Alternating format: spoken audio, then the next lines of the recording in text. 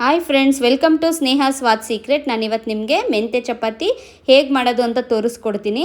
ಇದು ಬೆಳಿಗ್ಗೆ ಮಾಡಿಟ್ರೆ ಸಂಜೆವರೆಗೂ ಆರೋದ್ರೂ ಕೂಡ ತುಂಬ ಸಾಫ್ಟಾಗೇ ಇರುತ್ತೆ. ಹಾಗೆಯೇ ಮಕ್ಕಳು ಮೆಂತ್ಯ ಸೊಪ್ಪು ತಿನ್ನಲ್ಲ ಅಂತ ಹೇಳ್ತಾರೆ, ಆ ಮಕ್ಕಳಿಗೆ ಈ ಥರ ಮೆಂತ್ಯ ಚಪಾತಿ ಮಾಡಿಕೊಡ್ತು ಅಂದರೆ ತುಂಬ ಇಷ್ಟಪಟ್ಟು ತಿಂತಾರೆ. ಇದು ನಮ್ಮ ಕೂದಲಿಗಂತೂ ತುಂಬ ಒಳ್ಳೆಯದು ಅಂತಲೇ ಹೇಳ್ಬೋದು. BP, ಶುಗರ್ ಎಲ್ಲ ಕಾಯಿಲೆಗಳಿಗೂ ರಾಮಬಾಣ ಅಂತಲೇ ಹೇಳ್ಬೋದು. ಈ ಮೆಂತ್ಯ ಚಪಾತಿ ಹೇಗೆ ಮಾಡೋದು ಅಂತ ನೋಡೋಕ್ಕೂ ಮುಂಚೆ ಇನ್ನು ಯಾರು ನನ್ನ ಚಾನಲ್ಗೆ ಸಬ್ಸ್ಕ್ರೈಬ್ ಆಗಿಲ್ಲ, ಸಬ್ಸ್ಕ್ರೈಬ್ ಆಗಿ. ಈಗ ಹೇಗೆ ಮಾಡೋದಂತ ನೋಡೋಣ. ನಾನಿಲ್ಲಿ ಮೆಂತ್ಯ ಸೊಪ್ಪು ತಗೊಂಡಿದ್ದೀನಿ. ದಪ್ಪು ಕಟ್ಟು ಬರುತ್ತಲ್ಲ, ಆ ದಪ್ಪು ಕಟ್ಟಲ್ಲಿ ಮೆಂತ್ಯ ಸೊಪ್ಪನ್ನ ಕಡ್ಡಿ ಹಾಕ್ತೇನೆ. ಆದಷ್ಟು ಚಿಗುರನ್ನೇ ಬಿಡಿಸಿ ಕ್ಲೀನಾಗಿ ಇಟ್ಕೊಂಡಿದ್ದೀನಿ. ಇವಾಗ ಇದನ್ನು ವಾಶ್ ಮಾಡ್ಕೊಳ್ಳೋಣ.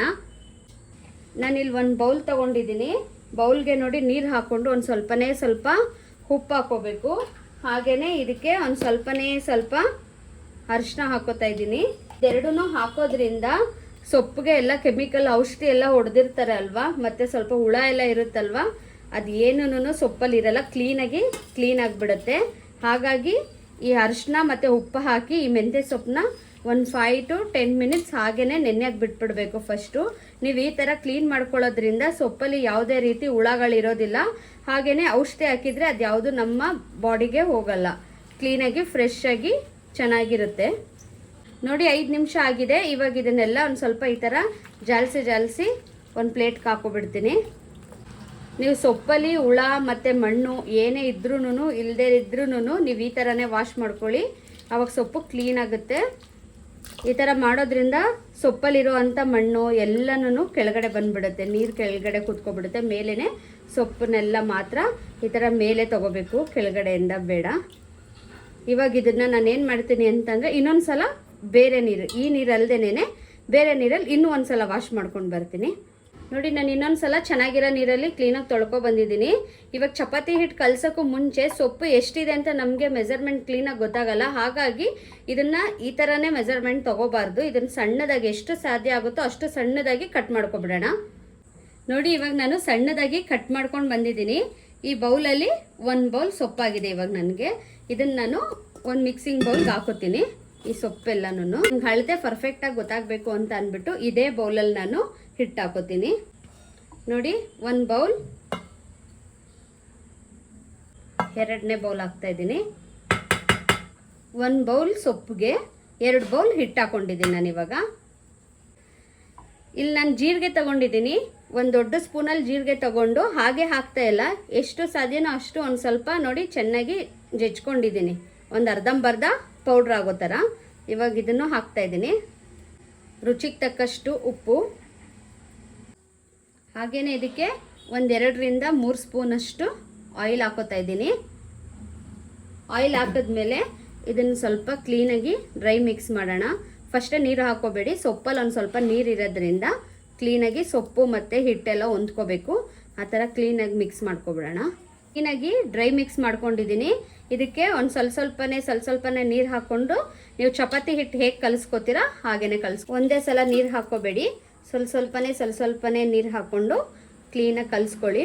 ಹಾಗೆಯೇ ಇದಕ್ಕೆ ಚಪಾತಿ ಹಿಟ್ಟು ಕಲಿಸ್ತಿರಲ್ಲ ಅಷ್ಟೇ ನೀರು ಬೇಕಾಗಲ್ಲ, ಯಾಕಂದರೆ ಸೊಪ್ಪಲ್ಲಿ ನೀರಿರೋದ್ರಿಂದ ಅದೇ ಒಂದು ಸ್ವಲ್ಪ ನೀರು ಬಿಟ್ಕೊಳ್ಳುತ್ತೆ. ಹಾಗಾಗಿ ಒಂದು ಸ್ವಲ್ಪ ಗಟ್ಟಿಗೆ ಕಲಿಸ್ಬೇಕು, ತುಂಬ ತೆಳು ಕಲ್ಸೋಕ್ಕೆ ಹೋಗಬೇಡಿ. ಇದು ನೆನಿಲಿಕ್ಕೆ ಬಿಡಬೇಕು, ನೆನಿಲಿಕ್ಕೆ ಬಿಟ್ಟಾಗ ತೆಳು ಆಗಿಬಿಡುತ್ತೆ. ಇದಕ್ಕೆ ಬೇಕಂದರೆ ನೀವು ಅರಿಶಿನೂ ಹಾಕ್ಕೋಬೋದು. ನಾನು ಇವಾಗ ಅರಿಶಿನ ಹಾಕ್ತಾ ಇಲ್ಲ, ಅದು ಆಪ್ಷನಲ್ಲಿ. ನಿಮ್ಗೆ ಏನಾದ್ರು ಇನ್ನೂ ಕಲರ್ಫುಲ್ಲಾಗಿ ಬೇಕು ಅಂತ ಅಂದರೆ ನೀವು ಇದಕ್ಕೆ ಅರಿಶಿನೂ ಆ್ಯಡ್ ಮಾಡ್ಕೊಳ್ಳಿ. ಇವಾಗ ನೋಡಿ, ನಾನು ಸ್ವಲ್ಪ ಗಟ್ಟಿಗೆ ಕಲಿಸಿದ್ದೀನಿ. ಇವಾಗ ಇದಕ್ಕೇನೆ ನಾನು ಏನು ಮಾಡ್ತೀನಿ ಅಂದರೆ 1-2 ಸ್ಪೂನ್ ಆಗುವಷ್ಟು ಆಯಿಲ್ ಹಾಕ್ತೀನಿ. ಎಣ್ಣೆ ಎಲ್ಲ ಹಾಕ್ಕೊಂಡ್ಮೇಲೆ ಒಂದು ಸಲ ಕ್ಲೀನಾಗಿ ನಾದ್ಕೊಬಿಡೋಣ ಇನ್ನೊಂದು ಸಲ. ಇವಾಗ ಎಣ್ಣೆ ಹಾಕಿ ಕ್ಲೀನಾಗಿ ನಾದಿದ್ದೀನಿ. ಇವಾಗ ಇದನ್ನೇನು ಮಾಡೋಣ ಅಂದರೆ ಒಂದು ಪ್ಲೇಟ್ ಮುಚ್ಚಿಬಿಟ್ಟು ಮಿನಿಮಮ್ 1/2 hour ಇದನ್ನು ಹೀಗೆ ರೆಸ್ಟ್ ಮಾಡೋಕ್ಕೆ ಬಿಟ್ಬಿಡೋಣ. ಚೆನ್ನಾಗಿ ನೆನೆಯುತ್ತೆ, ಆವಾಗ ಚಪಾತಿ ಸಾಫ್ಟಾಗಿ ಬರುತ್ತೆ. ನೋಡಿ, ಹಿಟ್ಟು ತುಂಬ ಸಾಫ್ಟಾಗಿ ಚೆನ್ನಾಗಿ ನೆಂದಿದೆ. ಈ ಟೈಮಲ್ಲಿ ನಾನು ಏನು ಮಾಡ್ತೀನಿ ಅಂದರೆ ಸ್ವಲ್ಪನೇ ತಗೊಂಡು ನೋಡಿ ಇಷ್ಟಪ್ಪ ಉಂಡೆಗಳು ಮಾಡ್ಕೊಳ್ಳೋಣ. ಇವಾಗ ಉಂಡೆ ಮಾಡಿಕೊಂಡು ನಾನು ಒಂದು ಪ್ಲೇಟ್ಗೆ ಹಾಕಿ ಇಟ್ಕೋತೀನಿ. ಸ್ವಲ್ಪ ಕೈಯಲ್ಲಿ ನಾದಿ ಉಂಡೆ ಮಾಡ್ಕೊಳ್ಳಿ, ಚೆನ್ನಾಗಿ ಬರುತ್ತೆ ಚಪಾತಿ. ಇದನ್ನು ನಾವೇನು ಮಡಚಿ ಏನು ಒತ್ತೋ ಅವಶ್ಯಕತೆ ಇಲ್ಲ, ಪದ್ರ ಥರ ಏನು ಒತ್ತೋ ಅವಶ್ಯಕತೆ ಇಲ್ಲ. ಒಂದೇ ಲೇಯರ್ ಒತ್ತಿದ್ರೆ ಸಾಕು, ಸಾಫ್ಟಾಗಿ ಚೆನ್ನಾಗಿ ಬರುತ್ತೆ ಚಪಾತಿಗಳು. ಹಾಗೆ ಎಲ್ಲ ಉಂಡೆ ಮಾಡ್ಕೋತೀನಿ ನಾನು. ಇವಾಗ ನೋಡಿ ಒಂದು ಉಂಡೆ ತಗೊಂಡು ಕ್ಲೀನಾಗಿ ಲಟ್ಟಿಸ್ಕೊಬಿಡೋಣ. ಆವಾಗಲೇ ಹೇಳ್ದಾಗೇನೆ ಇದೇನು ಮಡಚು ಒತ್ತೋ ಅಂತ ಅವಶ್ಯಕತೆ ಇಲ್ಲ, ಒಂದೇ ಒಂದು ಲೇಯರ್ ಒತ್ಕೊಂಡ್ರೆ ಸಾಕು. ಚೆನ್ನಾಗಿ ಬರುತ್ತೆ ಚಪಾತಿ, ಸಾಫ್ಟಾಗೂ ಬರುತ್ತೆ, ಚೆನ್ನಾಗೂ ಇರುತ್ತೆ. ತುಂಬ ಮಕ್ಳು ಏನು ಮಾಡ್ತಾರಂತ ಅಂದರೆ ಸೊಪ್ಪೆಲ್ಲ ಇಷ್ಟಪಟ್ಟು ತಿನ್ನಲ್ಲ, ಬೇಡ ಸೊಪ್ಪು ಅಂತ ಹೇಳ್ತಾರೆ. ಆ ಥರ ಹಠ ಮಾಡೋ ಅಂಥ ಮಕ್ಕಳಿಗೆ ಈ ಥರ ಚಪಾತಿಗೆ ಸೊಪ್ಪು ಹಾಕಿ ಚಪಾತಿ ಮಾಡಿ ಕೊಟ್ರಂತೂ ನೋಡೋಕ್ಕೂ ಕಲರ್ಫುಲ್ ಆಗಿರುತ್ತೆ, ಸೊಪ್ಪು ತಿಂತಾ ಇದ್ದೀವಿ ಅನ್ನೋ ಫೀಲ್ ಇರಲ್ಲ ಅವರಿಗೆ, ತುಂಬ ಇಷ್ಟಪಟ್ಟು ತಿಂತಾರೆ. ನೀವು ಬಾಕ್ಸ್ಗೆಲ್ಲ ಏನಾದರೂ ಡಿಫ್ರೆಂಟಾಗಿ ಹಾಕಬೇಕು ಅಂತ ಅಂದರೆ ಬರೀ ಚಪಾತಿ ಹಾಕೊಡೋಕ್ಕಿಂತ ಈ ಥರ ಸೊಪ್ಪು ಹಾಕಿ ಮೆಂತೆ ಚಪಾತಿ ಮಾಡಿಕೊಟ್ರೆ ಮಕ್ಳಿಗೆ ತುಂಬ ಆರೋಗ್ಯಕ್ಕೂ ಒಳ್ಳೆಯದು. ಹಾಗಾಗಿ ಈ ಥರ ಮಾಡಿಕೊಡ್ಬೋದು ನೀವು. ನೋಡಿ ಕ್ಲೀನಾಗಿ ನಾನು ಒತ್ಕೊಂಡಿದ್ದೀನಿ, ಒಂದೇ ಸಮಕ್ಕೆ ಒತ್ಕೊಳ್ಳಿ. ನೋಡಿ ನಿಮಗೆ ಕಾಣಿಸ್ತಾ ಇರ್ಬೋದು ಎಷ್ಟು ಸೂಪರಾಗಿ ಚೆನ್ನಾಗಿ ಬಂದಿದೆ. ಇವಾಗ ಇದನ್ನು ಸೈಡ್ಗೆ ಇಟ್ಕೊಂಡು ಎಲ್ಲ ಚಪಾತಿ ಹಾಗೆ ಒತ್ಕೊಬಿಡ್ತೀನಿ. ನೋಡಿ ನಾನು ಕ್ಲೀನಾಗಿ ಎಲ್ಲ ಲಟ್ಟಿಸ್ಕೊಂಡು ಒಂದು ಪ್ಲೇಟ್ಗೆ ಹಾಕಿ ಇಟ್ಕೊಂಡಿದ್ದೀನಿ ಚಪಾತಿಗಳೆಲ್ಲ. ಹಾಗೆಯೇ ಸ್ಟವ್ ಮೇಲೆ ಒಂದು ರೊಟ್ಟಿ ಕಲ್ಲನ್ನ ಇಟ್ಕೊಂಡಿದ್ದೀನಿ. ರೊಟ್ಟಿ ಕಲ್ಲು ಚೆನ್ನಾಗಿ ಕಾದಿದೆ. ಇವಾಗ ನಾನು ಒಂದೊಂದೇ ಚಪಾತಿ ಹಾಕಿ ಹೇಗೆ ಬರುತ್ತೆ ಅಂತ ತೋರಿಸ್ತೀನಿ ನಿಮ್ಗೆ. ಇವಾಗ ನೋಡಿ ಕಲ್ಲು ಕಾದಿದೆ, ನಾನು ಹಾಕ್ತಾ ಇದ್ದೀನಿ ಚಪಾತಿ. ನೋಡಿ ಇವಾಗ ಮೇಲೊಂದು ಸ್ವಲ್ಪ ಎಣ್ಣೆ ಹಾಕೋತಾ ಇದ್ದೀನಿ. ಎಣ್ಣೆ ಹಾಕಿದ್ಮೇಲೆ ಪಲ್ಟಾಯಿಸ್ಕೊಳ್ಳೋಣ. ಮತ್ತು ಈ ಕಡೆಗೂ ಒಂದು ಸ್ವಲ್ಪ ಆಯಿಲ್ ಹಾಕೊಳ್ಳೋಣ. ನೀವು ಇದಕ್ಕೆ ಬೇಕಂದರೆ ಬೆಣ್ಣೆ ತುಪ್ಪ ಏನಾದ್ರೂ ಹಾಕ್ಕೋಬೋದು. ನೋಡಿ ಇದು ಆಗಿದೆ. ಇದನ್ನೇನು ಹೆಚ್ಚೊತ್ತು ಬೇಯಿಸಬೇಕು ಅಂತ ಏನಿಲ್ಲ, ಯಾಕಂದರೆ ನಾವು ಲೇಯರ್ ಏನು ಚಪಾತಿ ಒತ್ತಿಲ್ಲ ಅಲ್ವಾ, ಒಂದೇ ಲೇಯರ್ ಒತ್ತಿರೋದ್ರಿಂದ ಇಷ್ಟ ಆದರೆ ಸಾಕು. ನಿಮಗೆ ಕಾಣಿಸ್ತಾ ಇದೆ ಅಂತ ಅನ್ಕೋತೀನಿ. ನೋಡಿ ಇಷ್ಟ ಆದರೆ ಆಗಿದೆ ಅಂತ. ಇವಾಗ ಇದನ್ನೊಂದು ಪ್ಲೇಟಿಗೆ ಹಾಕೊಬಿಡ್ತೀನಿ. ನೋಡಿ ಆಗಿದೆ. ಇವಾಗ ಮತ್ತೆ ಇನ್ನೊಂದು ಹಾಕ್ಕೊಂಡಿದ್ದೀನಿ, ಹಾಗೆ ಇದನ್ನು ತೋರಿಸ್ತೀನಿ ನೋಡಿ. ಸ್ವಲ್ಪ ಚಪಾತಿ ಬಿಸಿ ಆದ ತಕ್ಷಣವೇ ಮತ್ತೆ ಇದಕ್ಕೆ ಆಯಿಲ್ ಹಾಕೊಳ್ಳೋಣ. ತುಂಬ ಚೆನ್ನಾಗಿರುತ್ತೆ. ಮಾಮೂಲಿ ಚಪಾತಿ ತಿನ್ನೋದಕ್ಕಿಂತ ಈ ಥರ ಸೊಪ್ಪು ಹಾಕ್ಕೊಂಡು ಮಾಡ್ಕೊಳ್ಳೋದ್ರಿಂದ ತುಂಬ ಹೆಲ್ತಿಯಾಗೂ ಇರ್ತೀವಿ, ಟೇಸ್ಟ್ ಅಂತೂ ತುಂಬ ಸೂಪರಾಗಿರುತ್ತೆ. ನೀವು ಬೆಳಿಗ್ಗೆ ಮಾಡಿಟ್ಬಿಟ್ಟು ಸಂಜೆವರೆಗೂ ಹಿಡಿಯೋದು, ಸಂಜೆವರೆಗೆ ಇಟ್ಟರು ಸಂಜೆ ತಿನ್ನುವಾಗ ಎಷ್ಟು ಬಿಸಿಯಲ್ಲಿ ಸಾಫ್ಟ್ನೆಸ್ ಇತ್ತೋ ಅಷ್ಟೇ ಸಾಫ್ಟಾಗಿರುತ್ತೆ ಚಪಾತಿ. ಇವಾಗ ಇದಾಗಿದೆ, ಇದನ್ನು ಮತ್ತೆ ಪ್ಲೇಟಿಗೆ ಹಾಕೋತಾ ಇದ್ದೀನಿ. ನೋಡಿ ಕಾಣಿಸ್ತಾ ಇರ್ಬೋದು. ಇವಾಗ ನಾನು ಇದನ್ನು ಸರ್ವ್ ಮಾಡ್ತೀನಿ ಫ್ರೆಂಡ್ಸ್. ನೋಡಿ ನಾನು ಸರ್ವ್ ಮಾಡ್ತಾ ಇದ್ದೀನಿ. ಇವತ್ತು ಟೊಮೆಟೊ ಗೊಜ್ಜು ಜೊತೆ ಸರ್ವ್ ಮಾಡ್ತಾ ಇದ್ದೀನಿ.